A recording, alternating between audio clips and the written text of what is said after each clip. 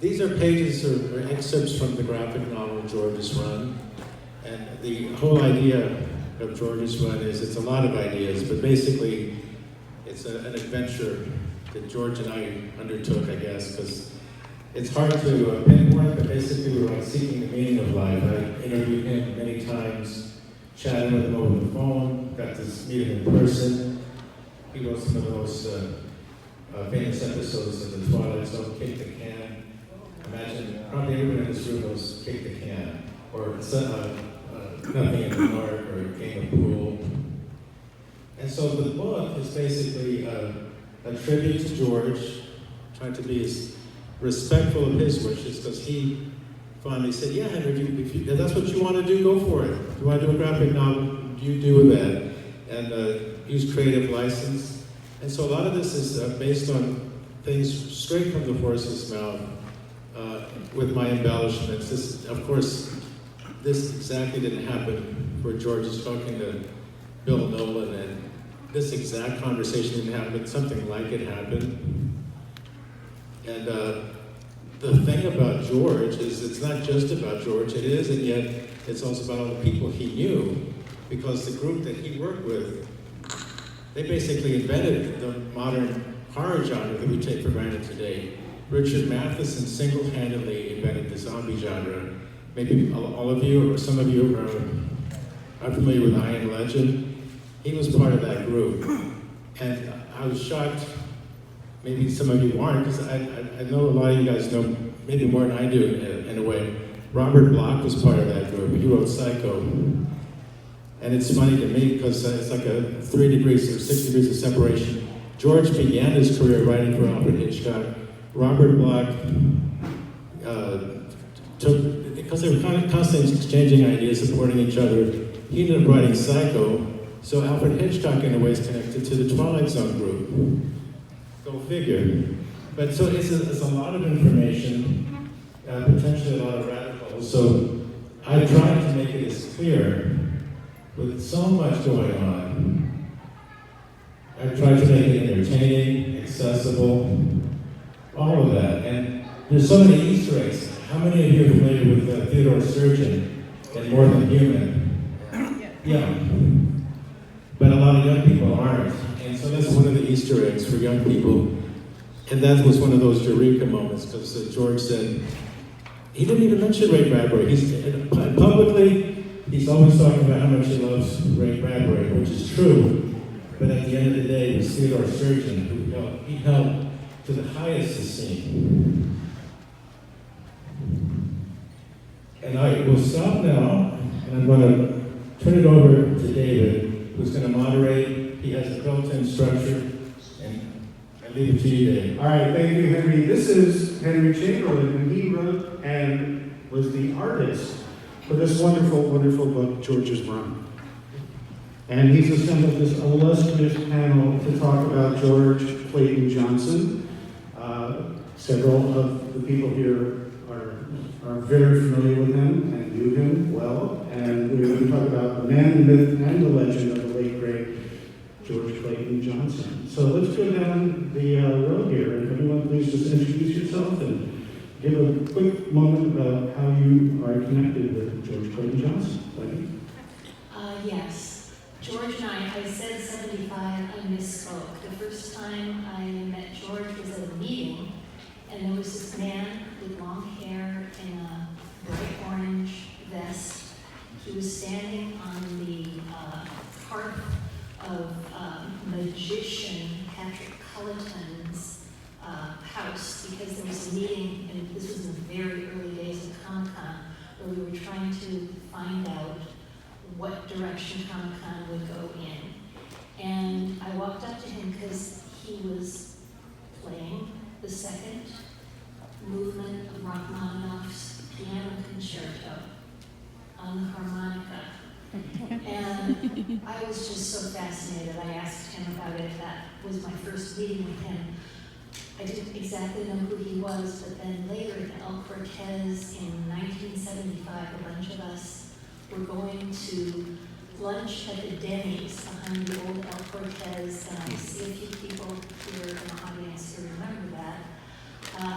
he stopped to pick up a penny on the sidewalk, and he was jingling it in his pocket, which is something he did till the very end. I mean, I remember having lunch with him in Los Angeles, within a year of the end of his life, and he was still jingling those pennies in his pocket based on his Twilight Zone episode that he had written about the magic penny. You may all remember that. Penny for your thoughts. Yes, a penny for your thoughts. But I have known him and loved him for many years. I don't want to babble, please. I'm Marc Zicree, the author of Twilight Zone Companion and many other things. And I met George when I was 16 years old, around 1971, 72, at a convention. And it went back so far that this is before George had a beard. He had the long hair and the day glow clothes. And this is actually a photo I took of George outside MGM where they had a wall-sized poster for Logan's Run, and his name was embedded this high, and I took a photo of him standing by that huge billboard. He was a dear man. He was actually in the first book I ever wrote when I was in college, which was called 3 Interviews on Media and Society, where I interviewed Lauren Cobb, Ted Sturgeon, and George. And then George was the impetus for doing the Twilight Zone Companion, and he and I remained friends until his death. So he was. I was thinking of my life the other day. There's always the changing of the guard.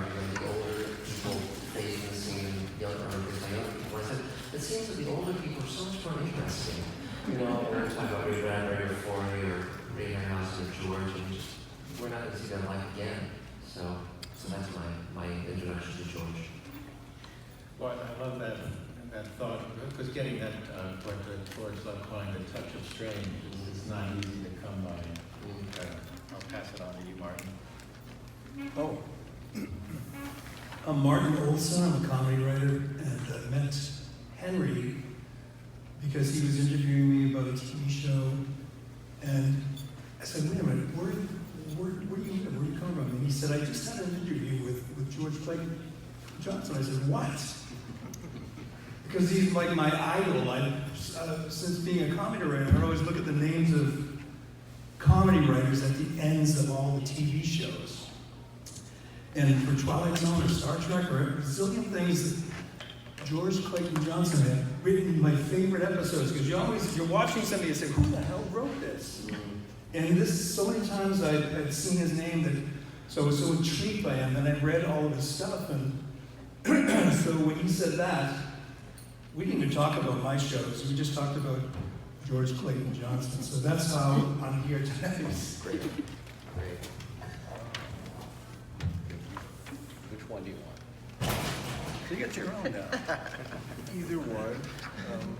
I'm Phil Ye, and before I forget, we have a magazine. My magazine, I started with Mark Elliott, who's back there, called Uncle Jam. And we have we have an interview with George. We have a few copies, very few, I'm told. But anyway, if you want one, Mark's there until they're out. That's Mark back there in the last one. Mark is out there. So I met George sometime in the 70s. I don't remember exactly when, because I don't even remember why I'm here. I was at the first Comic-Con, and somewhere along the way, maybe at the El Cortez Hotel, we got to talking. By the way, I don't smoke marijuana, but anyway, maybe that's why we're friends, because somebody has to be coherent. But we hit it off, and one of the things about George, I want to say today, is he would speak to anyone. And when you're young, it's really nice to have somebody older talk to you and really talk to you, really listen. And he was always listening to ideas from young people. So anyway, we got to talking, and somehow he said, I'm doing a Comic-Con about me. George Clayton Johnson, I'm going to have Clayton Con. And I said, wow, that's a great idea. It was a very weird idea, but I said, well, that's great. And somehow I ended up doing the cover for the program book. It was held in, I think, near Torrance, somewhere. Anyway, a long time ago, we had a convention. I think somebody came. But anyway, through the years, I always, he always came by our booth, and sometimes he'd sit there for hours. But what I liked about George, his enthusiasm. He had so much enthusiasm for when you had ideas. And so that's, Mark, take over. Okay. I'm Mark Habegger. I'm a writer and filmmaker. Probably have the shortest association with George. But at the very first Comic Fest, which was Mike Towery's brainchild to bring back the original sort of Comic-Con vibe, and a lot of the early attendees, and George was a part of that. The very first one, Wendy did a Cafe Frankenstein that was based on George's coffee shop in Laguna Beach. And so that was a centerpiece of that fest. And I had been asked by SDSU to do interviews of a lot of the original founders of Comic-Con in that first year. George was not part of that group. He was in the next year where we did a follow-up with a lot of the people. And that interview is the reason why I'm on the panel. Did a long interview with George, talked about the early days of Comic-Con. Did this about 10 years ago now, Mike, probably the second Comic Fest. But it was recently uploaded to YouTube, so you can see everything that I saw in that. The thing that struck me the most in that interview was how it was just George and I in a room, and he lit up like he had an audience of thousands. He was a storyteller that needed an audience to bounce off of, and it didn't matter if it was 1 or 1,000. He was going to tell his stories, and he was delighted in it. He just lit up as soon as we started rolling. So hopefully you can see that in the interview. It's on YouTube. Comic-Con Kids, George Clayton Johnson. Going to bring it back to Henry now. Henry, you wrote George's Run because George Clayton Johnson had a profound impact on you. Please talk about the origins of your project and why this is such a personal experience for you. Well, I'm a cartoonist, and I'm always looking for something to sink my teeth into, if possible, a whole graphic novel. I started doing comic strips, as a lot of us do in my college paper, but I didn't want to just do comic strips. I always wanted to do a graphic novel, and I've done some in the past. And I heard George speak at the Richard Alf Memorial, so that was 2012, and he was one of the founders of Comic-Con. And the introduction they gave George was mind-blowing, because he'd written for all the shows of that era. He'd written for Outer Limits, he'd written for Alfred Hitchcock, Hunting West, Route 66, this went on. And then the big ones, Twilight Zone, Star Trek, and co-writing Logan's run, and I thought, my God, I instantly thought this could be a graphic novel if it was done in the right way. It took many years to figure out what the right way was. And it began with my approaching George, and he immediately said, yeah, we can definitely talk. And so I interviewed him a few times on my podcast and then talked on the phone. Some conversations were shorter than others. I never put a really hard number on how many interactions, say maybe 20 or so interactions with George of one kind or another. And then I spent some time with him in his home, which is very much like a Fourier acronym thing. I was inviting people into your own home, and people don't really know. And of course, Fourier turned his home into a museum because he had everything. So with all that, over the years, it developed over time, and just the whole experience has stuck with me. It's a lifetime thing now. I think I always think of George one way or another throughout the week, maybe not every day, but he's like a guiding light. So I feel like I have to honor him. I feel his presence here. I've always respected this. It just comes natural to me.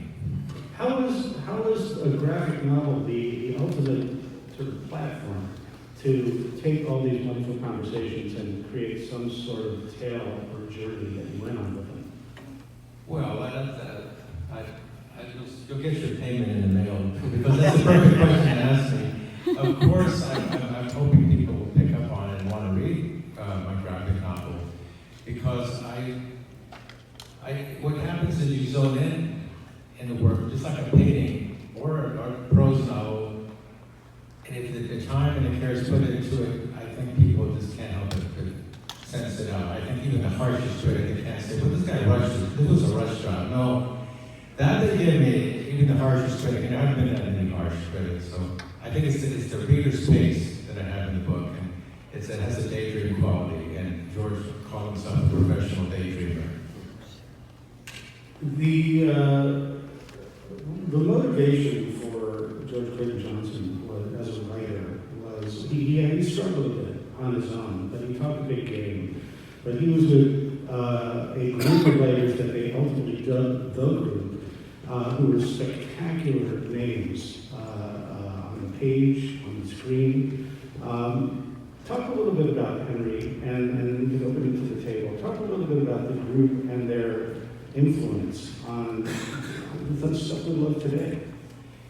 Well, George naturally managed to hold his own with the group because he was a voracious reader. He had not, and it's kind of lost to history, maybe Mark can fill in this blank, but I don't believe Mark ever wrote, or not, George ever wrote for Pulp Fiction. All the other guys were Pulp Fiction veterans. So he had that, he had to work his way up, he had to prove himself. But he loved that, he loved it.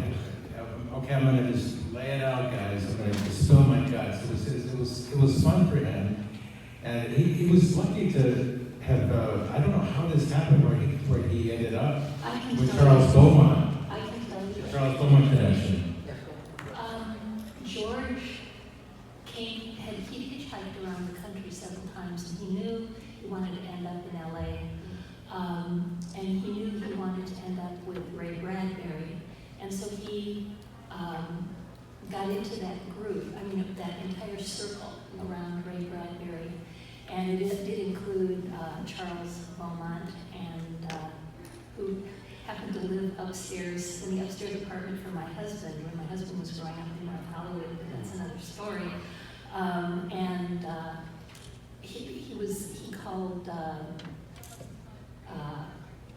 the group were all excited because Playboy magazine paid $200 for a story back then, and that was like a big time. And so Ray had figured out the formula, and that was a lot of what they did. But they read each other's work and critiqued it. But yeah, they all centered around Ray Bradbury. Yeah.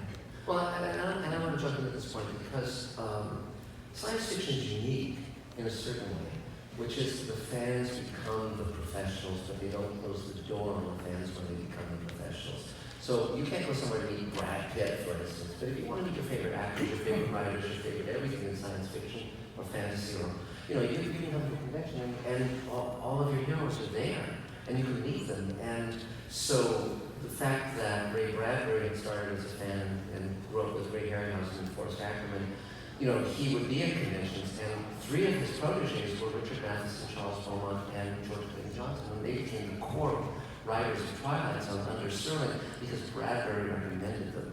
And so George, becoming part of that circle, he was in the perfect fertile field to give himself a writing career. And what really gave him the impetus was he was selling stories, Twilight Zone, and Helen F. Beaumont and John Tomlin and William F. Nolan and Matheson and all those guys.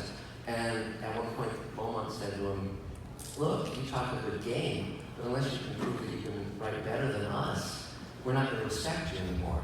And at that point, Rob was going to buy his third story from George, which he was going to adapt himself. And George said, no, either you let me do the teleplay, or I won't sell you the story. And Sterling said, well, let me think about it over the weekend.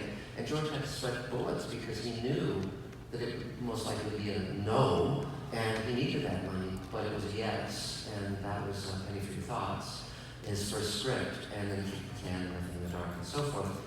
But the impact that this had on me was that when I watched Twilight Zone and Star Trek, Man Trap was the first episode of Star Trek, and that was written by George. That's the Salt Empire one. I realized via him and Harlan and all these other great writers that you could write one episode of one TV show with a profound truth in it, and it could change someone's life forever, a viewer. And it could make your career, it could make your name. George Clayton Johnson didn't have a huge outlet, maybe getting why that was. But he wrote, I think, some of the best teleplays ever written in the medium of television. I mean, Kick the Can, Nothing in the Dark, those are like half-hour poems. They're so beautiful and so perfect. And Game of Pool, that's not a great script. So he proved that he could be a master at the level of Beaumont and Matheson and Ray. So this group, they all kind of, the Twilight Zone was incredibly influential. They were influential on the Twilight Zone and came right back to that. They'd like to insert something that they call a touch of the strange. Henry, could you describe what that was about and why that was an important tenet of the group? I'll just jump on this a tiny bit. Rod Serling wrote most of the episodes, 70%. Mm-hmm. But that 30% was opportunity for all these writers to jump in. And whenever George was asked, well, what is exactly the Twilight Zone? Because it wasn't exactly just science fiction, it wasn't just horror, it wasn't just social satire or social commentary. And he would say, it's a touch of strange. And I believe I just made a discovery. I don't think anyone, I believe it's an original thought on my part. It comes from Henry James, and maybe somebody's mentioning a conversation, but they haven't pinned it down. That is where it comes from Henry James in a Turn of the Screw. Henry James says it's a touch of strange. And Ken Sturgeon picked up on that. One of his short stories is called A Touch of Strange. So it's a very literary thing. It's very much of that time, of that way of thinking. And it takes time to process such things. So you wonder, can it still happen today? I'm sure it can, but it doesn't seem like it's the norm. So we want more of that processing. And we know it happens, but celebrate it every time it does happen. This goes to any of the writers in the group, or anyone in the audience. Right now, obviously, we're going through something that's very profound with AI, and it's almost science fiction in that you could prompt something and have it replace a writer. And many people who would rather not pay writers to make a living are using AI instead. What was the importance of the group and the group working off of each other versus solo writing? And how is that so profound and relevant today? I think that George was the kind of storyteller that saw something magical in the audience interaction with the storyteller. He saw himself as sort of a shaman / storyteller. And so I think that the group, the writing group that we're talking about, and groups that he had throughout his life, the group that he went down to Mexico with, the artists that he hung out with, the Frankenstein Cafe was a chance to gather people around a campfire and have an immediate interaction. And I think that he was a futurist / humanist. He wanted all of his forward-thinking sci-fi ideas were rooted in how we were going to be affected, how people were going to rise above those things. It's all very much a human story, and I think that AI as a threat to that would have been exactly the way he would have seen that. Now, not that he wouldn't have embraced new ideas, not that he wouldn't have confronted them and dealt with them, but he would have dealt with them in a way that was very, very human reactions to it. And I don't think replacing any aspect of the human experience in art would have been something that would have been, I don't think it's something that any of us want to see, who write or create in any way, because the imperfections that come from the creation process is what informs the best art. You know, it sends you off in a new direction, and he was all about sending off in a new direction. I envision myself a script where some corporate overlord decides that this is the best way to replace all his minions, and some irony at the tail end will be his undoing. Wendy, you have Yeah, I have an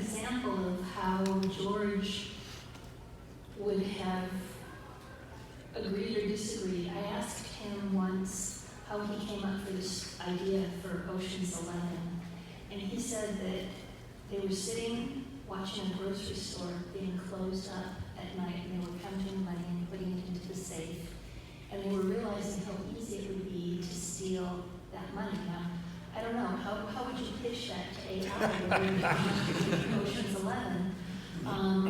Because George responded when his friend said, wow, it would be really easy to knock over, if we were different kinds of people. And so they said, well, George said, if we're gonna do it, go to, do it big, go to Las Vegas, how could you do that? I mean, they were so accurate that the Nevada Gaming Board even had to change this is from the original Ocean's 11, they had to change some of the details because it was a little too much on point at that time about how easy it would be to knock over a number of Vegas casinos. So really, if you gave that idea, I mean, if AI were sitting outside a grocery store, do you think they would come up with Ocean's 11? I don't think so. But getting back to the whole idea of the circle of writers, I think that's a very important thing. I don't think we'd have a George Clayton Johnson if he hadn't gotten into the right crowd who forced him. I always think of it as running with the fastest horses. When I was coming up as a writer, I deliberately enveloped myself with very, very skilled and very talented writers. Joe Straczynski and Michael Reeves and many others. And I then would pace myself to them. And it made me have to strive to do my best and get really proficient. And this is the same thing that happened with George. I think he came from a very impoverished background. His mother was an alcoholic. He had a very hard, struggled childhood. And to suddenly be with all these TV writers who were writing for all the major shows. And this is back and of course, no writer is screwed up, right? Right. But there were only 3 networks. A show would, on average, get 30 or 40 million viewers. It's not like today at all. And Beaumont was the sort of the core of that, with his astonishing energy and interest and all of that. And Ray Bradbury was like the patron saint. When Beaumont died, he died of pre-senile dementia at 38 years old. That whole circle kind of went spinning off into space. And George and Bill Nolan were very good friends, and they wrote Logan's Run together. But then when they got together to write a sequel, what had happened in the interim was George was a chain smoker, tobacco. And then the Surgeon General's report came out, and George switched from tobacco to weed. And that was a very major change. That's when he started growing his hair out and becoming a hippie and all of that. And when they got together, Bill Nolan and George, to write the sequel to Logan's Run, George had like a handful of, a fistful of joints, and he put them in the ashtray, and Nolan was extremely straight-laced, and he said, we can't work this way. And so that was the break of their writing collaboration, and they both agreed that they could each write their own sequels to Logan's Run. They shared the property. But I think that because George in his later years, there's always this tension between who you are as an identity, as a writer, what your identity is as George Clayton Johnson or Ray Bradbury, or any of these people, versus the hard work of sitting down and writing and having that discipline, and having that clarity of mind. And sometimes when you lose that circle of people, and suddenly you're kind of out on your own. George was extremely good at being George Clayton Johnson, but in terms of the ongoing disciplines of writing and finishing, I read the outline of his sequel to Logan's Run, but that never reached fruition. And so there was always that challenge. So he was an amazing man and a memorable man, but he did have his challenges in his later years. Let's go down the table, starting with Mark at the end. Please talk about the one single George Clayton Johnson story that made an impact on you, or is your favorite to this day, and really connected you with one of the great writers of the era. Well, pretty much it's, look at, first of all, everything that Mark and Wendy just said about Twilight Zone, I told you I looked at the credits of things as a comedy writer, I looked for comedy players. And when I kept seeing his name, it was just because he wrote the stories and then they would sometimes be scripted by other people, as you guys were talking about. But get this, first of all, George Clayton Johnson ended up writing the first goddamn episode of Star Trek? What the hell? And so then, when Spielberg, of all people, decided to do a movie of Twilight Zone, as an anthology. Spielberg said, I'm pretty busy directing my own things, but I want to direct one of these, and I'll have other directors do the other ones. And so Spielberg selected only one story to direct in his movie version of of Twilight Zone, and it was George Clayton Johnson's story, Kick the Can. And that story was about a group of old people who, fearing death, they discover the secret of eternal youth, to speak of it in hyperbole. Because immortality is accessible to all of us, was his message, since it exists forever in our memories and in our hearts and our minds. And that was the strength of his concepts.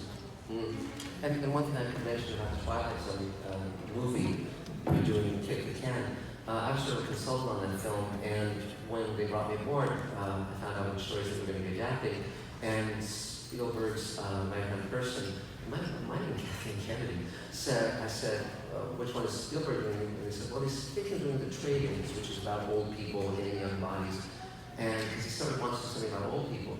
And I said, well, what about Kick the Can? I mean, has he considered Kick the Can? And they said, well, yeah, he kind of vaguely remembers it. And I said, well, has he seen it recently?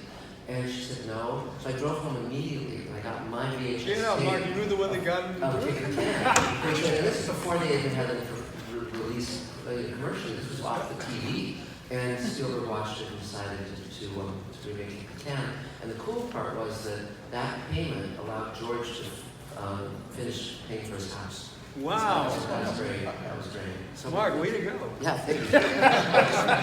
Thanks. But please, Yeah, Mark, please tell us. Yeah, I guess, my personal connection with him was through Comic Fest. That was when I met him, so it's more recent than most people on. But that's on the internet. Everybody can look at it. Everybody can see my interaction with him. My favorite part at the very end was he was telling his stories, and his son, Paul, was in the room. And Paul actually goes and sits in George's seat after George gets up. So it's like an actual passing of the baton. So he had you could tell that Paul off camera is sort of chomping at the bit to get this story out, right? He wants to make sure his dad tells his story and it's immortalized. And George says, okay, and stands up and takes off his mic and hands it to his son, who sits down and tells the story about the artist group in Mexico. And I just thought that was such a great way to wrap up that interview. Great. Like, just so how fortuitous to see him literally hand his microphone to his son, who had a story to tell. And I think that he was very encouraging. This gathering of the tribes idea was something he loved, being around the kids at Comic-Con. He was much older than those kids, but he wanted to encourage their stories, and he wanted a place where they could gather every year. And I think that's why that gathering was very important to him. So I love that moment, seeing that. I would like to say, that when he would come by our booth at Comic-Con, a lot of times the people coming by, coming and sit with us, they had no idea who this guy was, this old guy sitting there. But he would talk, and ideas would just come out of him. And he would just animate, George was very animated. And one of the times, one of my son's friends, about a few years ago, so maybe he's about 30, he's listening to George just go on and on about some idea. And this friend of my son's left the booth and came back about 20 minutes later with some books that George had written. And luckily for us, George, when he started talking, would still be in our booth for hours. But anyway, the point is, George was there, the kid brought back his book, and I call him the kid because I'm old, and he signed it. It's like, this was really, like he says, passing the torch, it's like encouraging a younger generation to get involved with the world This was what I think, more than anything, I always think of George as, always open to new ideas and always listening to young people. So it's important for me to say, because there is times at the Comic-Con today where just walk by. They don't talk, they don't come by. They don't understand that's the purpose of having writers and artists at the table, not movies. But anyway. Henry. Yeah, I wanted to point out a few things before we wrap up. George, I guess, opted for quality over quantity, as you were indicating or suggesting. Yes. But if you do, I don't know if you've gotten this book all this way down in the collection. Yes, yes. It's like a phone book. So he didn't do a lot of stuff. Yes. He was very inventive. He was always looking to do something original. He said, we're human beings. We could rob a bank if we wanted to. Not that we want to, but the character might. But he kept coming up, he was an idea machine. He came up with a story which was the basis for Charlie's Angels. Well, I mean, I rest my case. But he also did an opera, which is some of the works, I forget now. There's so many things. I can't remember them all, but he also did one that was a satire of Christopher Columbus, something to do with the Boogaloo's. So, that's the 60s for you. But Well, George told me that one of his great Twilight Zone episodes is Caring for Your Thoughts, which stars Dick York as a fake teller who flips a coin and it lands on its edge, and as long as it's on its edge, he has telepathic powers. And he's able to go to people's minds, and he finds that people are often thinking they're going to do things that they don't do, and do things that they aren't thinking about. And so, and George actually wanted to make that a series that would each week follow that penny to a different person. He told me that the highlight of that, what he had in mind was that someone gets that penny and he earns a fortune gambling, and finally he's at the top stakes poker game against the world's leading poker player, and he can read all the other players' minds, so he knows the hands and the cards they're holding. And the world's greatest poker player thinks in Chinese. He's a Chinese guy. And so even though he can read his mind, he can't understand what he's thinking. That was a lot of fun. That was a lot of fun. He was just a great guy. And as you were saying, he would pay it forward in a great tradition, as Ray did, as Beaumont did, as Matheson did, as all of us I do. Now, I mentor many young people. And it was funny because, I wrote the Twilight Zone Companion, and that was my first book after college, and it was my way of learning how to write and produce TV, which led to my successful career. And I was 21 when I got the idea to do it, and 22 when I actually started working on it in earnest.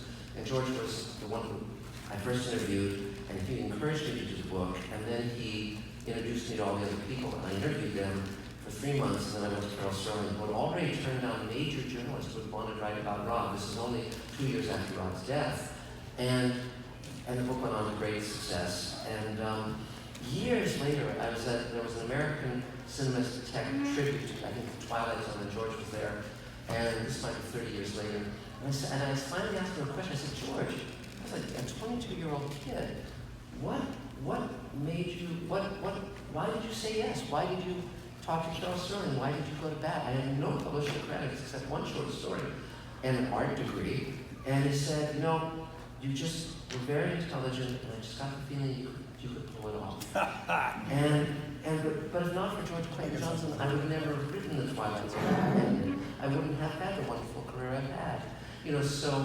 So thank God for George, and thank God for Ray who mentored him, and thank God for all of these people, the long lineage of these amazing, talented men who didn't come from scarcity, who came from abundance and who shared. Well, they came from scarcity, but they realized that was more and more the reason for them to share. Oh, I'm a creative scarcity. Oh, I didn't mean to interrupt. No, please. No, I'm just thinking about how the idea of paying it forward is so very important. And, if it wouldn't have been for all of the people that influenced me at Comic-Con, I was so grateful at Comic Fest in 2012. Hi, Mike. I was so grateful to be able to honor George with Kathy Frankenstein. It is up on the internet, and there's even a lead-up to Kathy Frankenstein. Kathy Frankenstein! Kathy Frankenstein! So, anyway. Wendy, do you have a favorite episode or film or project? I love All of Us Are Dying or The Four of Us Are Dying. Yeah. I love the idea of the transformation, someone, and all they had to do was, really think and concentrate. And the interesting thing for me was the difference in seeing it on the page and seeing it, as an actual teleplay, and acted out. Yes, and it's interesting that whole notion of the person who can change their face, the shapeshifter. George wrote about that in All of Us Are Dying in the Twilight Zone episode, which Shirley adapted from his story, and then did it as the man trap for Star Trek. So you could see him exploring the motif in very different milieux. It was really That's right. Yeah, really great. In fact, the Star Trek episode was the first transgender alien story. Yes, because it's the salt vampire who impersonated human men, human women. And then sucking the body for the salt was such a weird plot crazy. twist. It was an example of the imagination was the work. But Mark, I want to say something to you. I didn't know about the origin of your book, which everybody has, by the way,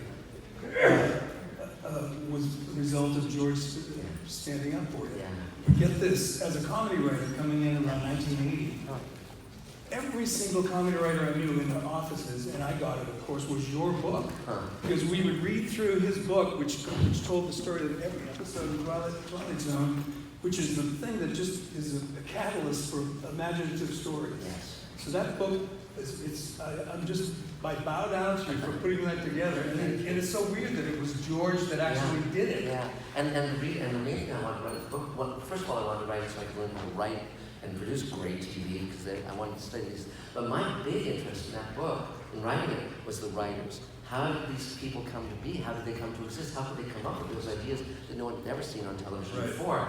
And when I sold it to Bantam, the editorial note was take out all the stuff about the writers. And I said, here's a trade I will make to you. I will let you decide which photos are in the book.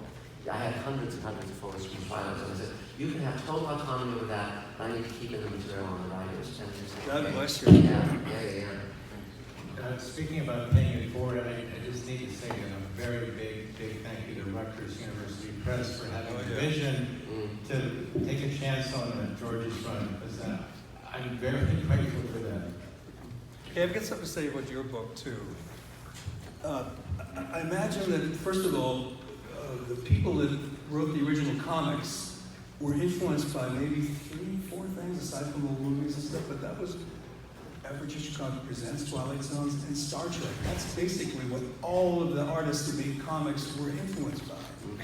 And that means that George Clayton Johnson, actually, without him, there would be no Comic-Con. We wouldn't be here right now. That's how odd this is. Very He's true. Such an interesting person. And I want to say one thing about Henry's book, because George's Run is just a must read for any fans of those 3 shows, because of George's at the core of all of that. It's such an unusual character. And I think Mark, when he said that it was about humanism, that's really what it was about.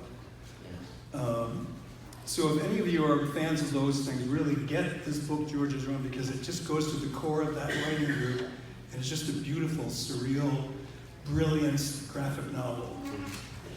Going back to Henry, we'll wrap this up and we can ask some questions of the audience if anyone has a question. But Henry, what do you think George Clayton Johnson's impact was as a writer on pop culture today? On the comics, the TV shows, the movies that we all experience and we love. George had a hand in this as a foundation. What would you say was his connection and his impact? Well, what we've already spoken about, I was asked on a radio show, so what's it's a science fiction book these days offers? I drew about blank. I mean, it's such a broad question, but it is a touch of strange. And I think of Charles Yu. It's literary type of science fiction. It's not hard science fiction. So that's a big influence. And just in general, it's just the love of storytelling, the love of the written word. And I mean, the Twilight Zone was syndicated beyond belief. It was shown twice in LA affiliate at noon and at midnight. So it had a deep influence on people on many levels. The one thing I was just going to add was George very cleverly chose to primary medium, because we were writing short stories for fantasy and science fiction, something for 10 cents a word or 5 cents a word. Who would remember them? I mean, even the great Theodore Sturgeon is kind of fading from memory, sadly, because he's a brilliant writer. But because George wrote the Twilight Zone and Star Trek, and then Logan's Run, co-wrote that, that was his like permanent stamp on pop culture. It was brilliant work, and it lasts. Do we have any questions from the audience about George Clayton Johnson or George's Run, Henry's graphic novel? Yes, sir. Actually, it's a question for Mark, Sure. if you don't mind. I was looking up your credits to see what else you've done, because I was at the signing for the Space Command, and I noticed you were very heavily involved in Sliders. One of Yes, my I was a producer on the 4th season. And So this is a question about Mark's connection with the TV show Sliders. yeah, and so what? So was your question about that? Tell me about your experience with Sliders. Sure. Well, again, because I grew up with Twilight Zone and Outer Limits and Star Trek, a show like Sliders, which is about alternate dimensions, was like, I'm home. It was great. And so I'm credited on, I think, 5 or 6 of that season 4 episodes, but as a producer on all of them. And I was behind the scenes on about 19 of those episodes, which was outlining and writing and so forth. It was just great fun. We were Universal, and I learned the lesson from Twilight Zone, which George also knew. Twilight Zone was shot at Metro Golden Mare, and they had access to everything MGM had ever made: costumes, sets, props, backlot. So when I was on Sliders, I said, "Do we have this? Can we use everything from Universal production ever made?" And they said, "No one's asked us that. We'll go check." And they came back and said, "Well, with a very few exceptions, yes." So we were using stuff from Jurassic Park and 12 Monkeys and Best Little Whorehouse in Texas and on and on. And that's something I'm doing now with Space Command, where I just use stuff from a lot of other shows and movies in terms of acquiring those things and then redressing them. So that lesson in terms of George. One thing I do want to mention about George Clayton Johnson that's not widely known, one of his great scripts is Nothing in the Dark, which is about Robert Redford and his death, trying to get into the home of this old lady, take her away. And George realized after he wrote that he inadvertently ripped off a Ray Bradbury story called Death in the Maiden, in which Death, as a handsome young man, tries to get this girl to come out of hiding so he can take her away. And George's story is much better than Ray's original short story, but after the episode aired, George did go to Ray and said, "I'm very sorry, this was totally inadvertent," and Ray forgave him, but that's something else. But again, Wow. it's about all of it. But again, science fiction is an extremely cross-fertilized world. We're all inspired by each other and all drawing inspiration from each other. I want to thank everybody for coming to hear us talk about the late, great George Clayton Johnson and George's Run. Henry, can you please tell people where they can find your book and meet you and get it signed? Yeah, you can go directly to the Rutgers University Press website. Amazon's a great place, but lots of venues. If you want to try to get it here, I'm actually just below us at the booth 5564. It's the Cartoons Across America. It's actually What Phil number Yates' is it? booth. What- 5564. Great. And the Phil will attest to that. Yeah. Yes. And I urge people to get the graphic novel and also the Twilight Zone Companion. You can get pretty much anywhere. So, but thanks, guys. Thank you very much, everybody. Enjoy the rest of your day.